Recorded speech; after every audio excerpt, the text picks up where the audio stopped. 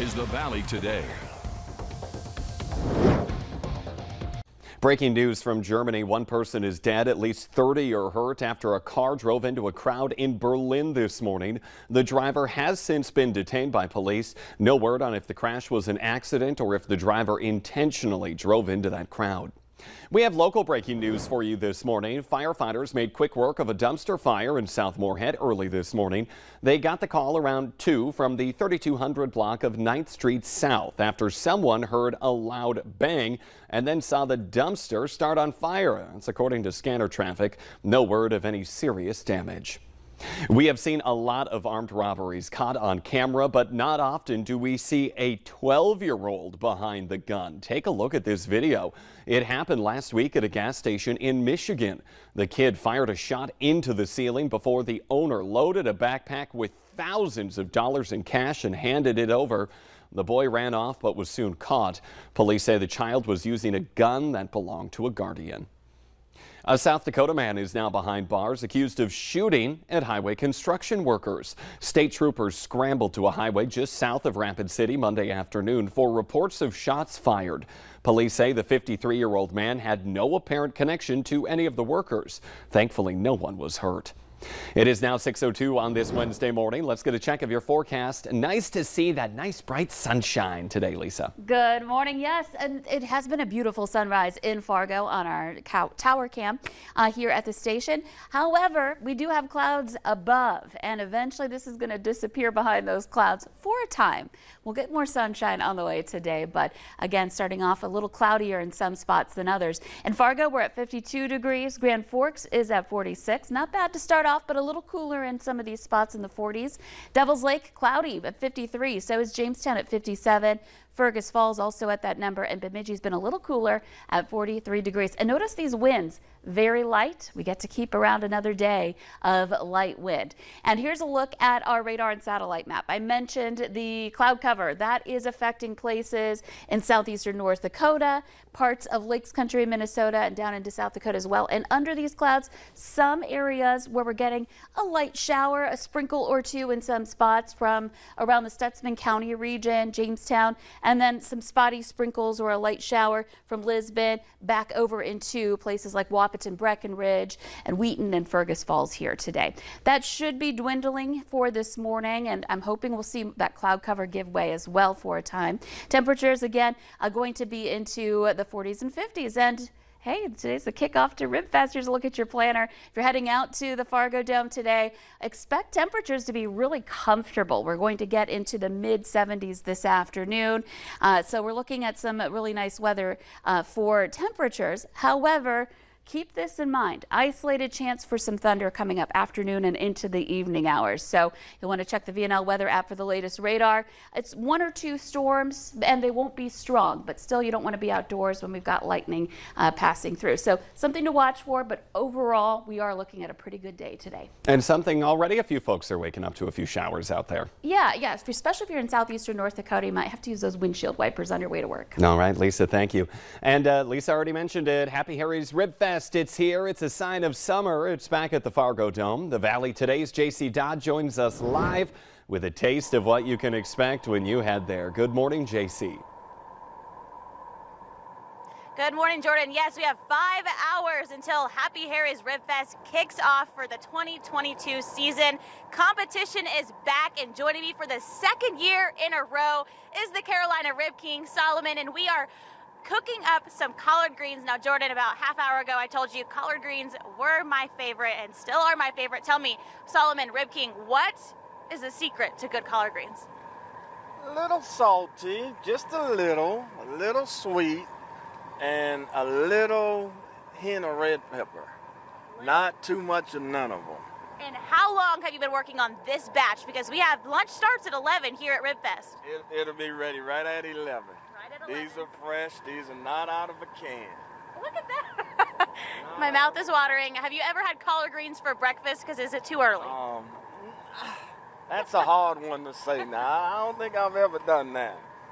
But we do collard greens every Sunday at home for dinner. And I came up with this deal. I bought it to steam oysters. And I said, you know what? As much collard greens as I cook, I'm gonna start cooking them in here, and that's what Absolutely. I've done. So typically you would do like a crawfish or oyster boil in here, and you've got the collard greens going. Never had seafood in it. I just bought it and got tired of moving it out of my way. There you go. Perfect. So collard greens served up at 11. We have ribs, we have brisket, we have sausage, we have chicken, all you can eat here at RibFest. A lot of vendors, and like I said, competition is back. There will be a Critics' Choice Award on Friday. You have 4 days to get out here. Admission is $5, but Solomon, if you come for lunch, you just got to pay for the meat. That's right. You get the sides, like the collard greens, for free. Oh, you'll get some sides, but not the greens for free. Oh, just kidding. I take that back. But I will gladly pay for the delicious collard greens. There you go. We got red potatoes. We're having a little bit. Nobody else has those. We've got the collard greens. We've got new this year, the burnt-ins. Burn-ins. Sounds delicious. Well, 11, gates open. They go until Saturday. We've got music, entertainment, all you can do right here in the Fargo Dome parking lot at Happy Harris Rib Fest. JC, you're trying to give away his stuff for free. I'm trying. I'm trying to bring something back to you, Jordan. I know, you really are. All right, JC Dodd, we'll check in again with you a little bit later up at RibFest in North Fargo there. Thank you. It is now 6:07 on this Wednesday morning. On to other news for today. One of the surviving students of the Uvalde, Texas school shooting will testify today before a House committee hearing on guns. 11-year-old Mia Ciorio smeared her classmates' blood on herself to appear dead before, or during rather, the mass shooting that killed 19 students and 2 teachers. The parents of one of the children will also speak as lawmakers continue their gun control legislation debate. Meanwhile, more than 300 March for Our Lives rallies are planned in the coming days across the U.S., including here in the Red River Valley. The event is aimed at standing against gun violence, such as mass shootings. Activists are hoping to reignite the conversation of creating change and sending a clear message that lawmakers need to act now. We need to hear more than offering thoughts and prayers. We would love to hear their plans. We would love to know that they are, in fact, working towards some reform. That march starts Saturday afternoon at Trinity Lutheran Church in South Moorhead.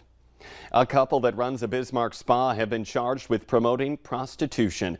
Court documents say that police started investigating Cherry Blossom Spa in 2021 after a man reported that he had been inappropriately touched there. 3 men told investigators that they paid cash for sexual acts to be performed. Harwood's longtime public works superintendent is now out of a job. The council voted unanimously to terminate 60-year-old Bernard Stash after a month-long internal investigation. Stash is facing several charges in Otter Tail County, Minnesota, including making terroristic threats following a police standoff on May 1st. Court records allege that Stash threatened a woman, threw her to the ground, strangled her, and then said he was going to kill her. A 57-year-old Thief River Falls woman is accused of setting the East Grand Forks Islamic Mosque on fire. Police say it happened around 4:30 Sunday morning and that Suzette Thompson was caught on surveillance video lighting a curtain on fire. A bystander quickly put out that fire and damage was minimal. Thompson was then arrested for arson. A Fargo man is dead after a crash in Monoman County. The State Patrol says 37-year-old Joshua Kraft crossed the center line along Highway 59 yesterday morning and hit a semi. The semi driver was not seriously hurt. Pools are now open for the summer, and one North Dakota mother is imploring parents and anyone who takes care of children to be extra vigilant after a 13-year-old she was supervising was paralyzed while swimming during a pool party. Hillary Lane explains what happened. Went to Ramkota, everything was normal and kids were swimming, having fun. But the day turned tragic when Sonda Cheek brought her children and their friend 13-year-old Liliana to a pool party at Ramkota in Bismarck this past April. It was then that Liliana dove off this slide straight down into 3 feet of water. After the impact, she was floating face down. Liliana has asthma. I know she can't hold her breath that long. So I lifted her head up and right away I could see the fear in her eyes. And she was like, Sonda, I can't move. The 13-year-old was airlifted to the hospital and was placed on a ventilator. a lot of guilt, for being the one responsible at that time. While over the past 2 months, she has made great strides, she still remains completely paralyzed on the right side of her body. Cheek is now raising money to help the family. Liliana's mom already works 3 jobs. Not even going to be able to bathe her at home because her wheelchair is not going to be able to make it into the shower, and a shower chair cannot even fit in their bathtub. So she's already trying to make arrangements to take her to hotels, just to bathe her. And as the weather heats up, Cheek implores all parents to have a pool safety chat with their children and always supervise them while they're in the pool. That things like this can happen in a matter of seconds, and it can change a lot of lives. I'm Hillary Lane reporting. If you would like to donate to Liliana's recovery, we do have more information on this case. Find this story on our VNL News app. Still to come this Wednesday morning, how a Minnesota boy's new shoes helped rescuers find him when he fell into the Mississippi. But next, Lisa Green is in with what you can expect on this Wednesday morning. Starting at 52 degrees, nice and sunshine, but you see that clouds over top of the sun. Lisa will let us know if they'll move in a little lower.